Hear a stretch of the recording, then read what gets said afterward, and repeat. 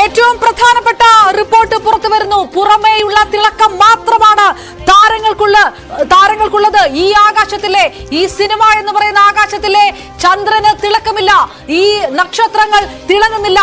പുറത്ത് കാണുന്നത് വിശ്വസിക്കരുത്. Don't trust what you see, even salt looks like the sugar എന്ന് പറഞ്ഞുകൊണ്ടാണ് ആ റിപ്പോർട്ട് തുടങ്ങിയിരിക്കുന്നത്. സ്ത്രീകൾക്ക് മാത്രമല്ല, ആ മേഖലയിലുള്ള പുരുഷന്മാർക്ക് പോലും സുരക്ഷയില്ലാത്ത സാഹചര്യമുണ്ട്. ലൈംഗിക ചൂഷണങ്ങൾ നടക്കുന്നു.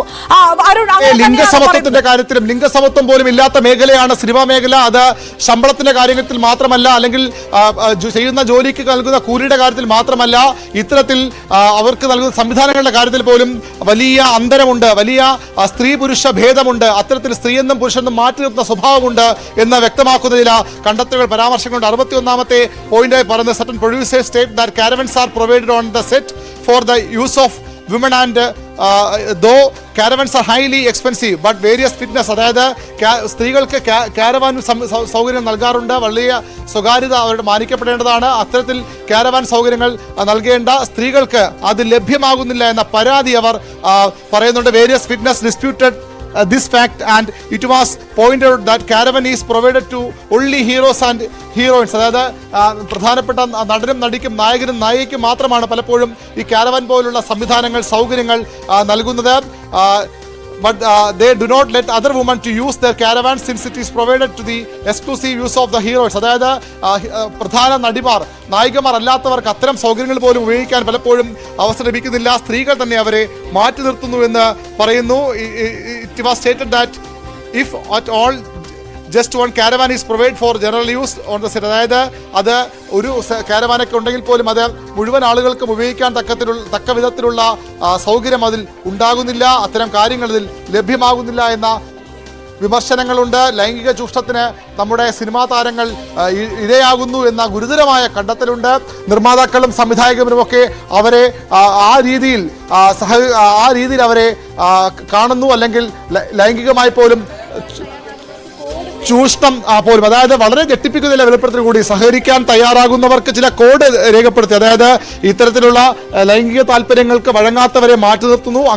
അങ്ങനെ സഹകരിക്കുന്നവർക്ക് അവർക്ക് പ്രത്യേക കോഡ് ഏർപ്പെടുത്തിക്കൊണ്ട് അവരെ അത്തരം കാര്യങ്ങൾക്ക് സഹകരിക്കുന്നവരെ പ്രത്യേകം കോഡ്, അവസരം കിട്ടാൻ വിട്ടുവീഴ്ച ചെയ്യണം, വഴിവിട്ട കാര്യങ്ങൾ ചെയ്യാൻ സംവിധായകരും നിർമ്മാതാക്കളും നിർബന്ധിക്കുന്നു. അങ്ങനെ സഹകരിക്കാത്തവരെ മാറ്റി നിർത്തുന്നു.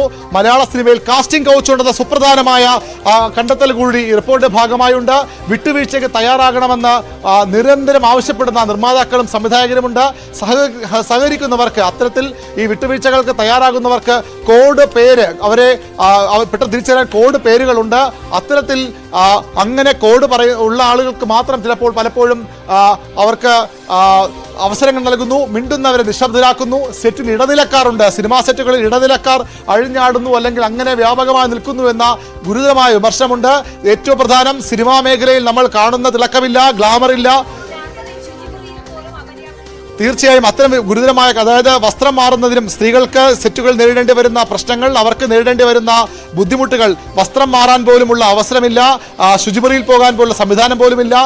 എല്ലാ സെറ്റുകളിലും ക്യാരവാനുകളുണ്ട് എന്ന് നിർമ്മാതാക്കൾ അവകാശപ്പെടുമ്പോൾ ആ നിർമ്മാതാക്കൾ അവകാശപ്പെടുന്നത് പോലെ എല്ലാ കാര്യങ്ങൾ പകരം ഈ നായികമാർക്ക് മാത്രമായി പലതും പരിമിതപ്പെടുത്തുന്നു. നായികമാർക്ക് മാത്രമായി പല സൗകര്യങ്ങളും ഒരുത്തുന്നു.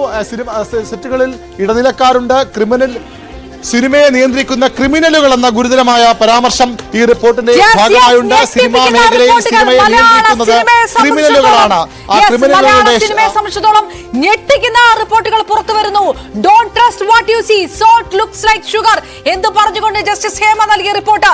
സത്യം പുറത്തു വരും ഒരിക്കൽ. അന്ന് പല വിഗ്രഹങ്ങളും ഉടയും.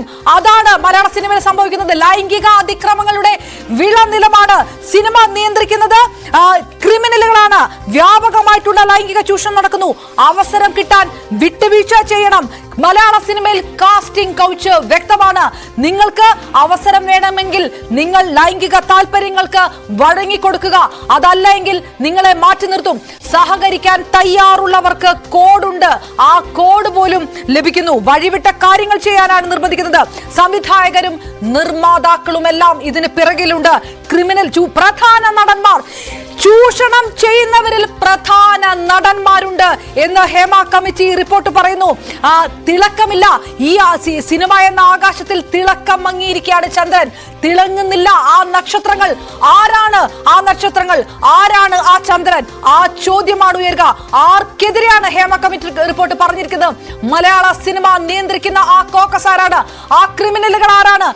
ഏതാണ് ആ താരങ്ങൾ? ആ താരങ്ങൾ മലയാള സിനിമയെ നിയന്ത്രിക്കാൻ കഴിയുന്ന, ഈ രീതിയിൽ ലൈംഗിക അതിക്രമങ്ങൾ നടത്താൻ വഴി വിട്ട ഒത്താശ ചെയ്തു കൊടുക്കുന്ന, അതിന് നേതൃത്വം നൽകുന്ന ആ ക്രിമിനലുകൾ ആരാണ്? അതിൽ പ്രധാന നടന്മാർ, അതിൽ പ്രധാനപ്പെട്ട സംവിധായകർ, നിർമ്മാതാക്കൾ, ഇവരെല്ലാം ഉണ്ട്. വെളിപ്പെടുത്തലുകൾ ഞെട്ടിക്കുന്നതാണ് എന്ന് കമ്മിറ്റി പറയുകയാണ്. ഞെട്ടിക്കുന്നതാണ്. സാധാരണ ജൂനിയർ ആർട്ടിസ്റ്റുകൾക്ക് തൊട്ട് വളരെ പ്രധാനപ്പെട്ട നടിമാര് വരെ ഇത്തരം ലൈംഗിക അതിക്രമത്തിന് വിധേയരാകേണ്ടി വന്നു എന്ന് പറയുന്നിടത്ത് മറ്റൊരു കാര്യം കൂടെ പറയുന്നു. സ്ത്രീകൾ മാത്രമല്ല, പുരുഷന്മാരും ഈ ലൈംഗിക അതിക്രമങ്ങൾക്ക് വിധേയരാകേണ്ടി വന്നു. വിട്ടുവീഴ്ച പുരുഷന്മാർക്കും ചെയ്യേണ്ടി വരുന്നു. എത്ര നാണം കെട്ട മലയാള സിനിമ ഇൻഡസ്ട്രിയെ സംബന്ധിച്ചിടത്തോളം തലയുയർത്താൻ നാണം കെടണം. ആ നാണക്കേടോടുകൂടി മാത്രമേ മലയാള സിനിമ ഇൻഡസ്ട്രിക്ക് ഇനി പൊതുസമൂഹത്തിന്റെ മുന്നിൽ നിൽക്കാൻ കഴിയുകയുള്ളൂ. ഈ രീതിയിൽ സിനിമയെ നിയന്ത്രിക്കുന്ന ഈ കൊടും ക്രിമിനലുകളെയാണോ ആരാധിക്കുന്നത് ഈ മലയാള സിനിമ കാണുന്ന പ്രേക്ഷകർ, ജനങ്ങൾ എന്നുള്ള ചോദ്യം ചോദിക്കേണ്ടി വരും. കോപ്പറേറ്റിംഗ് ആർട്ടിസ്റ്റുകൾ, അതാണ് റിപ്പോർട്ട് പറയുന്നു. കോപ്പറേറ്റിംഗ് ആർട്ടിസ്റ്റുകൾ, അതാണ് ഈ കോഡ് ലഭിക്കുന്ന ആർട്ടിസ്റ്റുകളുടെ പേര്. വി അരുൺ. വീണ്ടും അരുൺ, ഞെട്ടിക്കുന്നത് കേരളം ഞെട്ടുന്നു. ഈ വാർത്ത കേട്ടിട്ട് തകർന്നടിയുന്നു പല വിഗ്രഹങ്ങളും. പേരൊന്നും പറയണ്ട, പക്ഷേ ആരാണ് മലയാള സിനിമയെ നിയന്ത്രിക്കുന്നത് എന്ന് കോമൺ സെൻസ് ഉള്ള മലയാളിക്ക് ചിന്തിച്ചാൽ ലഭ്യമാകും. അരുൺ, മറ്റ് വിവരങ്ങൾ എന്താണ്? കൂടുതൽ അപ്ഡേറ്റുകൾ? തീർച്ചയായും